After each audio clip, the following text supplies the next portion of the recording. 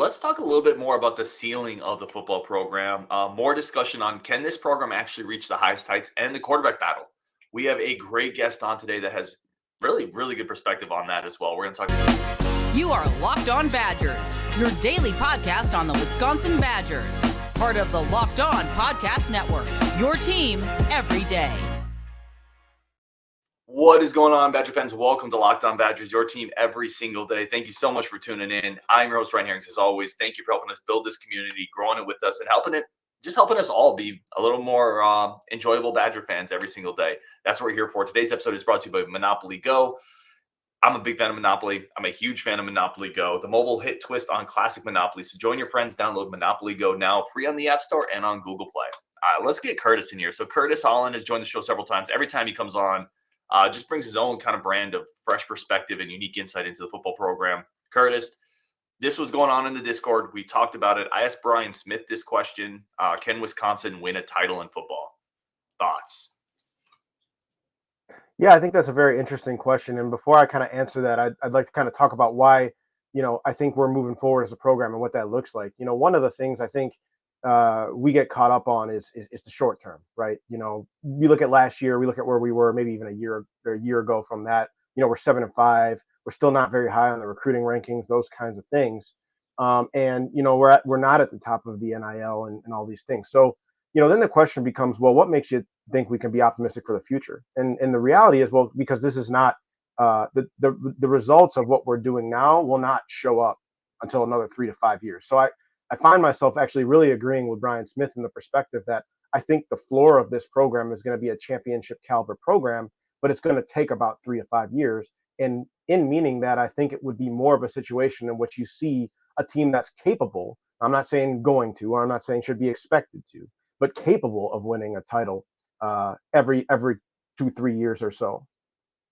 It's interesting to me, this conversation too, because was Wisconsin ever really a consistent threat to win a title under the old system, under old coaches? There were years they were very close, but there were a lot of years where they weren't. And it feels like, I don't know, the more things have changed, it feels like maybe it hasn't really changed that much. Because I agree with you, Wisconsin occasionally should be able to get to that level.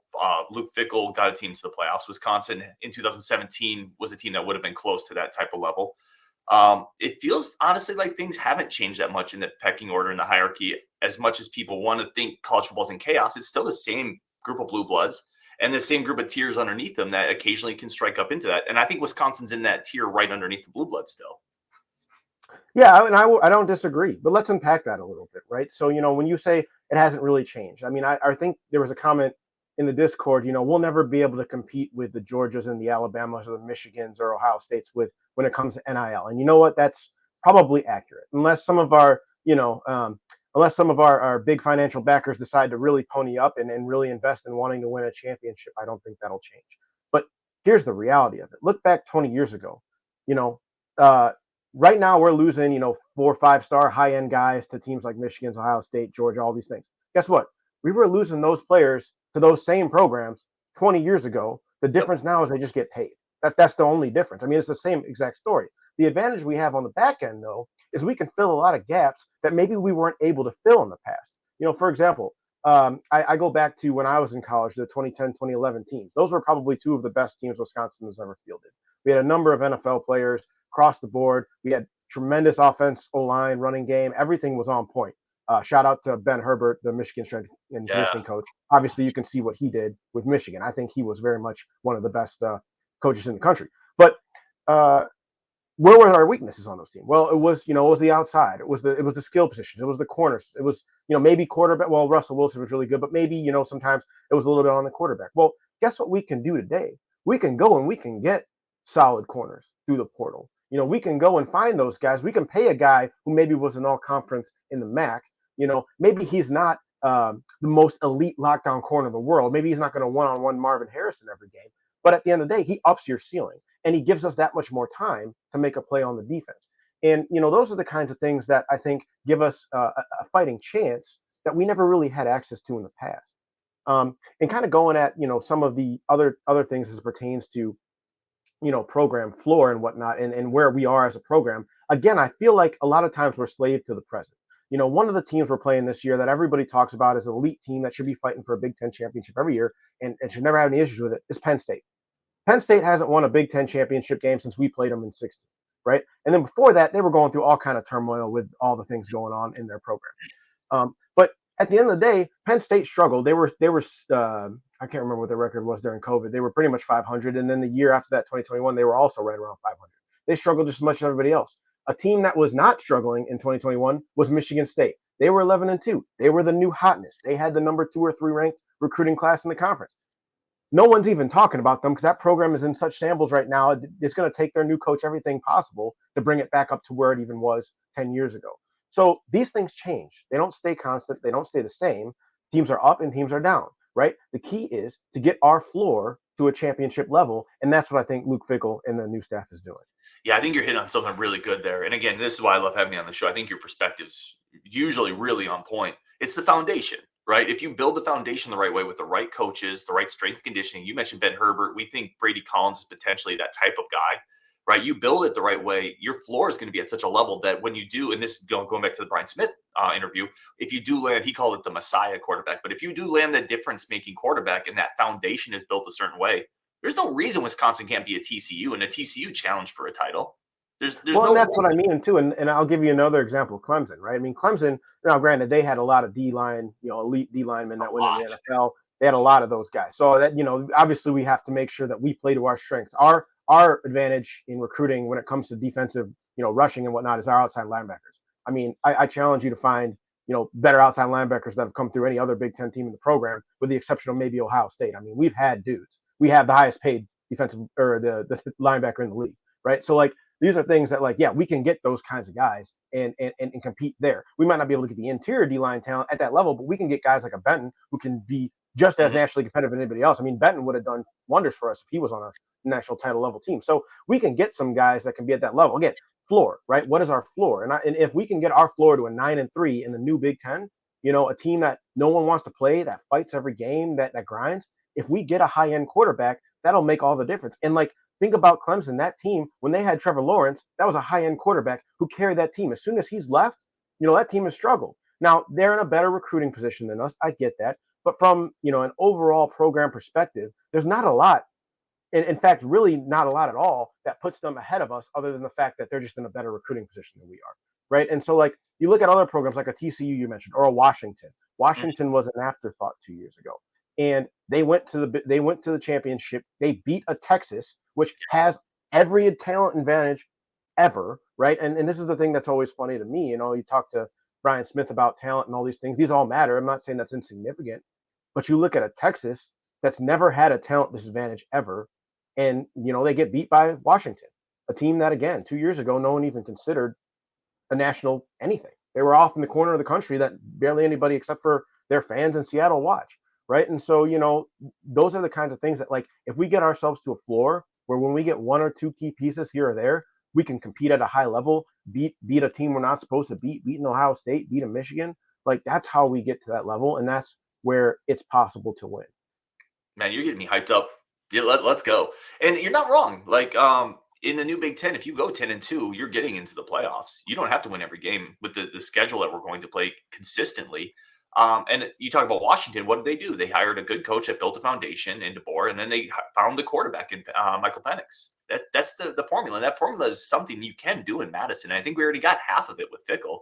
I think you brought up a really good point too earlier, and I meant to go back to it.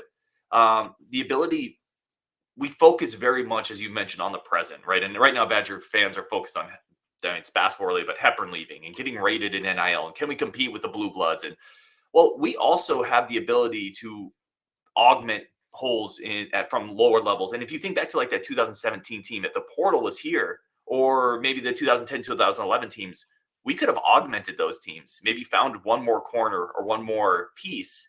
And maybe those pieces would have been the missing component of what could have been a title run. I think it's a really good point you make that we also have the ability to augment in ways that we haven't in the past. Yeah. And I would give, Fickell and staff a ton of credit because I think, in terms of staffs in the country, they're one of the best talent evaluators, of all college football coaches. I mean, I hate to say this, but I got to give Iowa a lot of credit. They find 1-2 star guys and turn them into NFL players all day. They might be the best. But in terms of, just finding guys, diamonds in the rough, people that are overlooked, they did it at Cincinnati. A lot of people say, well, they won at Cincinnati because they had 13 NFL draft picks. I would argue that they found 13 NFL caliber players and brought them on their team, right? And that's something that they can do, and they can do that here. It's a lot easier to recruit to here. Well, relatively speaking, in terms of like prestige and money and Madison just being awesome. Like I feel a lot easier to recruit to here than it is to Cincinnati. So, these are things that, like, again, it's all about elevating our floor. And kind of to go to the point of when you talked about timelines, right? Again, this year isn't going to be the year that we get there. I did see Trench in the comments the other day saying we're going to go 10-2. Hey, if he thinks it, then I'm all for it. But the reality is this takes a while to build. We're trying to now add stack classes on stack classes, stack players on players, stack attitude on attitude. Build off of where we struggled last year and improve it this year and improve it the next year. Stack strength and conditioning over time. Those are things that are going to take time to do, right? And so that's where I think getting to that point, it's going to take time, but we're not staying constant. If everything was constant the way it was right now in 5 years, yeah, that's a problem. We're not going to be a championship caliber program, but we're not. We're improving. It just takes time to see those results. We're building a $300 million facility that we probably weren't going to build before. We're now we're doing a much better job of scouting and recruiting players that we really didn't have put that effort into before.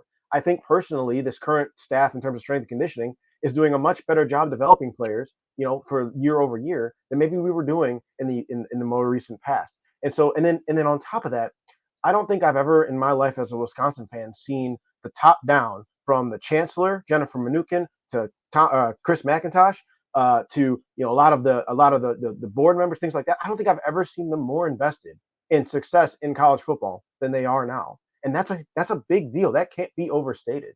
They want to win. They are doing work on the stadium right now because they anticipate us playing in the playoffs. Like, these are things that matter. And so I think that, yeah, it's going to take time because when you invest, you don't get it right away. There's a time to sow and a time to reap. We're in the sowing period right now, and so I think that the reaping period will be down the line. That is a great line. There's a time to sow and a time to reap, and we are in the sowing period. We need to take a quick break. We're going to come back and continue this discussion. I want to ask Curtis, who spent a lot of time in Camp Randall, what a home playoff game would mean in Camp Randall, and if he would be there. I'm sure he would. And then we're going to talk a little bit about the quarterback battle. That's coming up next on Locked On Badgers, but we got to take a quick break for our friends of the show over at Monopoly Go. Monopoly Go is the classic twist on the new twist on the classic board game that we all love. If you have a competitive side, you're able to play against your friends, kind of use your wrecking ball to take care of their vault. Or you can also collaboratively get together with them, climb leaderboards, open community chests with your friends, play on different boards, multiple different boards at the same time on your mobile phone, so you can take it with you on the train. You can take it with you on the way to Camp Randall, on the way to game day, play some Monopoly Go, getting ready for whatever you want to do. You can take it with you, have fun with it. It is a classic game that we all love, but with a mobile twist. It is a ton of fun. Countless dynamic boards. Make your friends bankrupt by smashing their landmarks with your wrecking ball. Get back out there. Put on your game face. Download Monopoly Go now, free on the App Store or Google Play. Today's episode is also brought to you by our good friends over at eBay Motors. eBay Motors is the number one spot for your ride or die. You got to keep that car running. eBay Motors, with the right parts, the right fit, and the right prices, is the place to do it. With over 122 million parts, everything from roof racks to hubs. You can tell I don't know every car part, but when I need them, I go to eBay Motors because I can sit literally on my computer, get what I need, get it shipped to me, and never have to lift a finger while I'm drinking my mocha iced tea. That is all you need to do over at eBay Motors. Right parts, right fit, guaranteed over at ebaymotors.com. Eligible items only, exclusions to apply. eBay Guaranteed Fit is only available on U.S. customers. Keep your ride or die alive over at ebaymotors.com. All right, let's go get Curtis back on here. Man, so much I want to talk about, man. And every time I get you on, I end up running out of time. I want to pivot to the quarterback battle, but I do really want to talk about what would a home playoff game mean for Camp Randall? What would it be like? What would that atmosphere be like? Oh, it would be everything. I mean, it would be, easily one of the top environments. And I've been fortunate. I was a student through, the 3 times we went to the Rose Bowl. I got to see us beat Ohio State, and rush the field. That was a phenomenal home game experience. Probably still my favorite home game experience. I also got to go to the game where Melvin Gordon ran for 408 yards against Nebraska. I was sitting in the top deck, freezing. Me and my friends were up there freezing our butts off, but we got to witness history. And by the fourth quarter, we weren't even cold anymore. It was awesome. So I've been in some of the best experiences in Camp Randall, and I think that type of game, I think you would see that the passion that is a Wisconsin sports fan. I mean, one of the things that I always find interesting is Wisconsin is very, very, very passionate about its sports teams, and a lot of times the country doesn't really see that because they're not super nationally interested. Like, you'll go to the SEC and you'll see their passion, but you see their passion because they're on every single message board, they're on every single 247 site. They're calling into shows. They're a lot of the commentators, honestly, are a lot of people who were kind of from the South, and so a lot of the national media sort of goes that way. But Wisconsin fans, I mean, they are so invested in their teams: the Packers, the Brewers, the Bucks, the Badgers. They're all over that, and Wisconsin's not a small state in the big scheme of things. I mean, our state is twice the size of Alabama. It's twice the size of Mississippi. And we have a couple of major metro hubs where you got a lot of fans that congregate, that become fans of these teams, that witness these programs. And so, to see a playoff game up in Madison would be excellent for the program. And the weather would be our best friend. The 12th man would really be that winter weather. I really think, traditionally Vegas gives it's the 3-point home advantage. That's kind of the traditional line that doesn't carry over to everything. But if you're getting a Southern team coming up to Camp Randall, that's going to be like a 7 to 10 point. If you get a Miami, a Florida State, a school like that coming up to Camp Randall in the winter in a playoff game. I mean, ranked Miami teams go up to Boston College in November and get beat by 30 points. Right. Like, that's happened multiple times.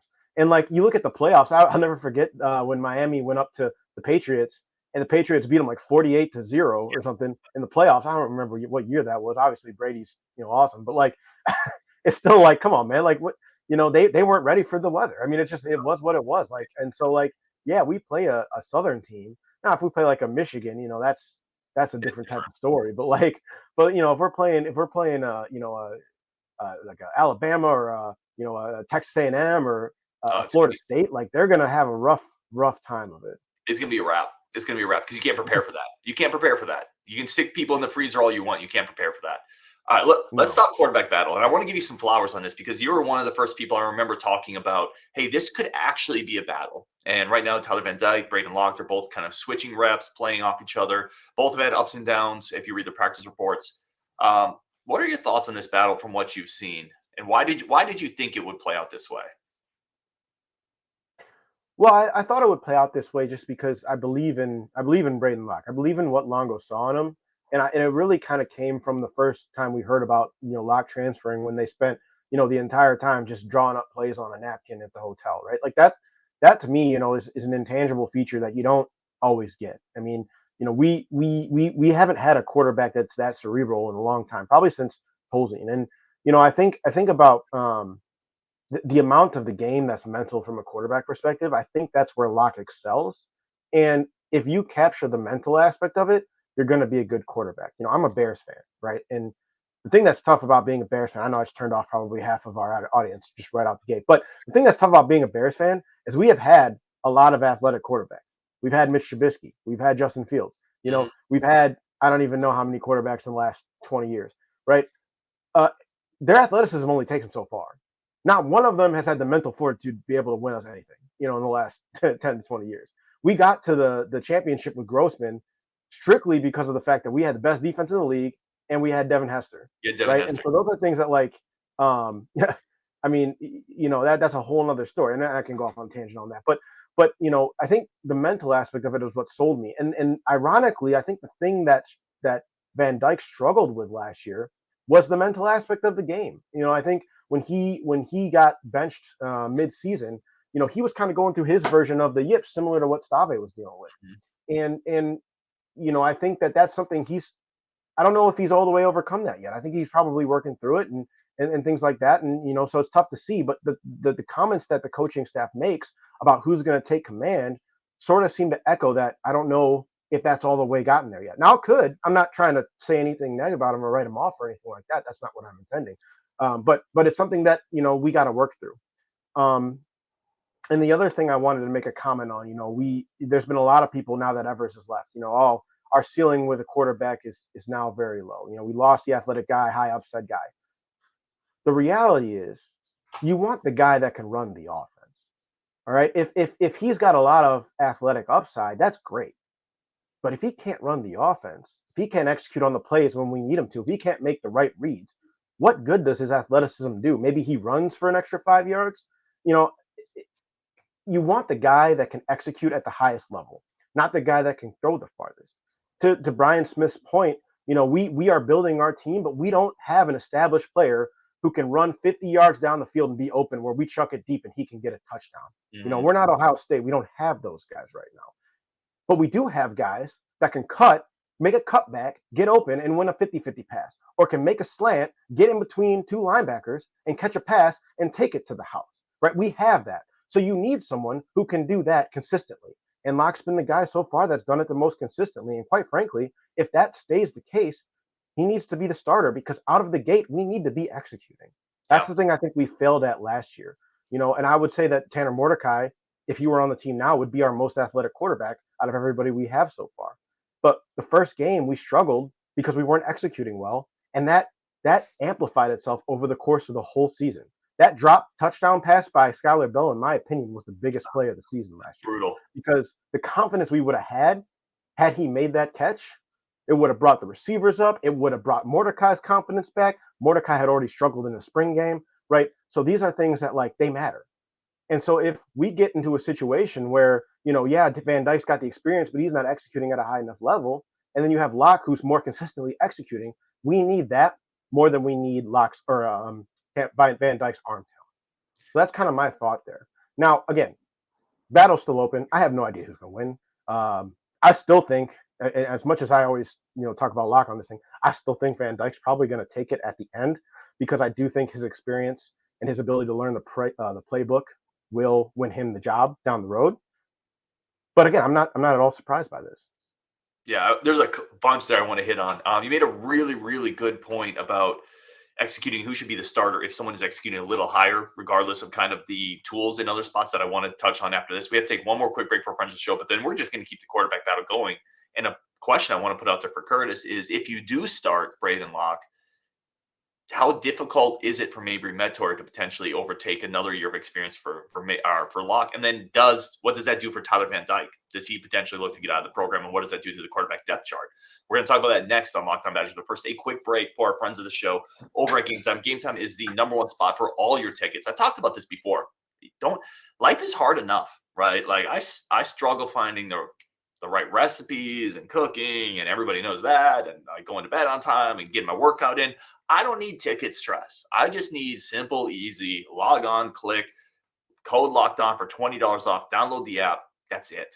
What do I want to do? How do I get the tickets there? That's what Game Time is designed for. It makes life easy in a world that a lot of things are increasingly not easy. Game Time makes it easier to buy tickets, get the best prices, the largest inventory. They're the fastest growing ticketing platform in the country for a reason. You get images of your seat before you buy, so you know exactly what the tickets are going to look like when you arrive. Download the Game Time app today. Use code Locked On for $20 off.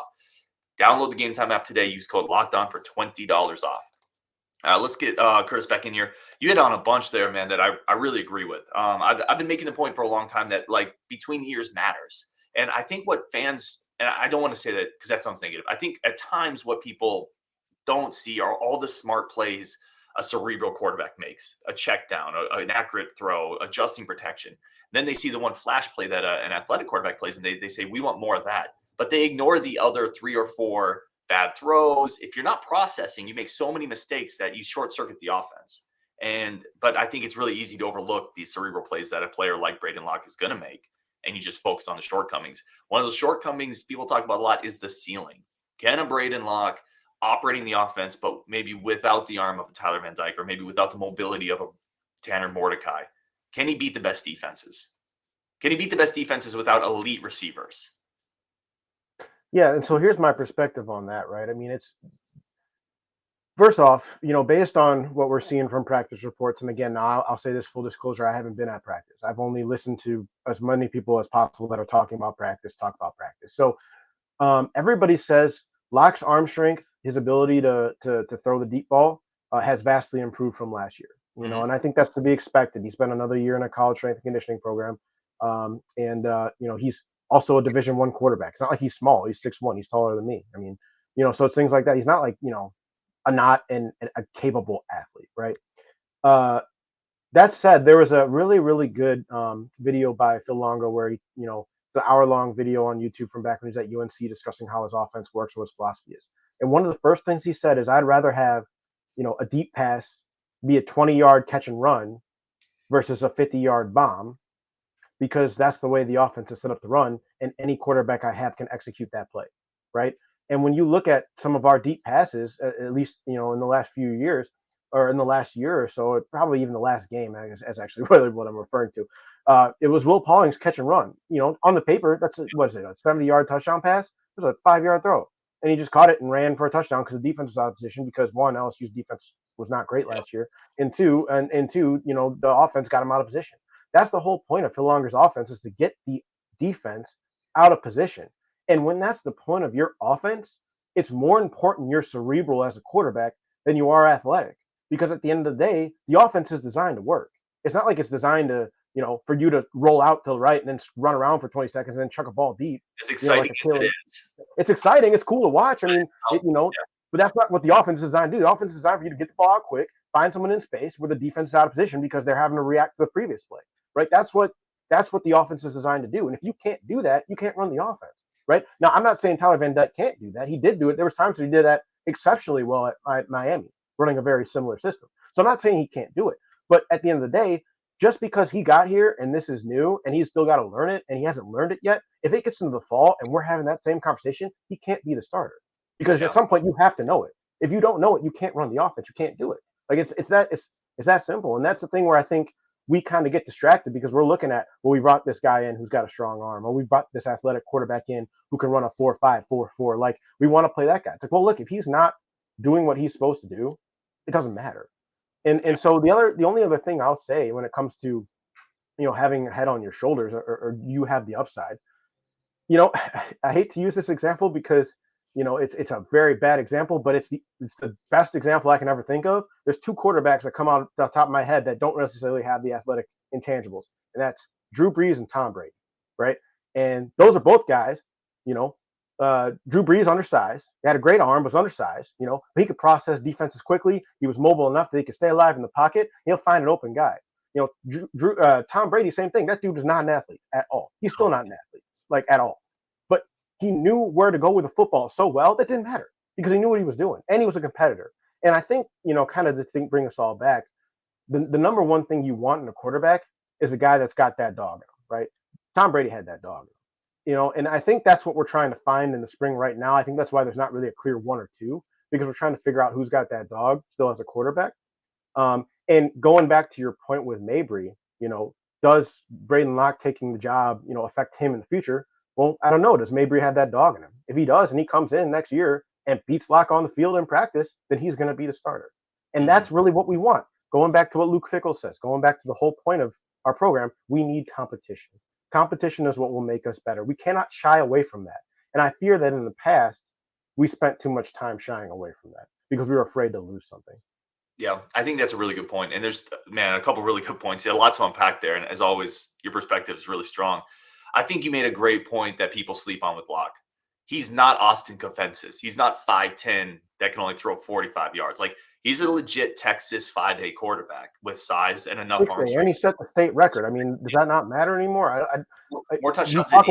We talk about the top competition in the country all the time. Dude set the state record at the highest level in one of the best states for football. Like, how does that just, every time we have this conversation, people just forget that. His tools are good enough. Like, that's the thing. People look at him compared to a Nick Evers just from the 40 time, and they look at him compared to a Van Dyke just from the arm strength. But there's plenty of quarterbacks that have succeeded that are his size or smaller at the college level with less arm strength than him. Chad Pennington is an example of an exceptional quarterback that succeeded because he knew the offense and he was incredibly accurate. The other thing I'd point out, and you hit on this is something I've said, you got to start the best player, the player that gives you the best chance, and you can't worry about depth chart. People have said, well, you almost have to start Van Dyke because if you don't, he's going to leave, and then you have nobody. It doesn't matter. If Locke's the best guy, you got to start him. You can't waste around. There's not enough games in a college football season to waste opportunities with somebody who's not the best player, period. Yeah, and I mean, hell, look, even a shot at go give a little shout out to our man JB. If Cole LaCroix comes in the summer and dominates, put him on the field. I don't care who the quarterback is. I want the quarterback that's best capable of running the offense, that has that fight in them, that dog in them, that willingness to get up after taking punches. And the thing I saw with Locke that kind of gave me a little bit of hope that that's what he has is that Illinois game. He never quit. You know, he got jacked in the face. This is the first time he was getting hit basically his whole career, you know, and he's getting jacked up in the Big Ten, and he's getting right back up, says, you know what, we got to go down and win this game. I don't know how, we're going to figure it out. And that's what happened in the Illinois game. I don't really fault him for Ohio State because that's Ohio State. They kind of made everybody look like that. And then, you know, Indiana, the whole team was bad that game. That was just a failure on all aspects. So I'm not expecting a redshirt freshman quarterback to come and save that game. But, you know, at the end of the day, my whole hope is the right guy comes and he'll take the job.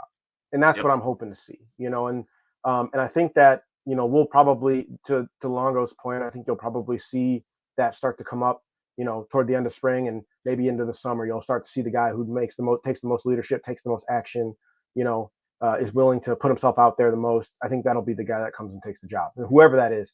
And you know, honestly, I have no idea who that'll be. We'll see come fall. I feel like we spent the whole show talking about luck, but that guy could absolutely still be Tyler Van Dyke, 100%. I think exactly. And that's the thing. I don't want it to sound like I'm low on him. I'm not. I think they're right there. They're neck and neck for a reason. I mean, and Van Dyke's got a lot of experience. That's very valuable to have. And he's been in these kind of games and situations. He can make those throws. So he has been able to run this offense in the past. It's just he needs to be able to do it consistently and at a high level. And if he can't do that, then, you know, it doesn't really, my opinion on, you know, who's good or who's bad doesn't really matter. Right. The tools don't, I mean, essentially, to break that down even further, the tools don't matter. If you can't run the offense, the tools don't matter. Exactly. Essentially, yeah. And I would agree with that. He is Curtis Holland, as always, man, bringing the insight and the fire to the show. Thank you so much for tuning in. For watching this show, thank you, everybody, for tuning in. We're going to be back tomorrow with more content on Wisconsin, and we'll talk later.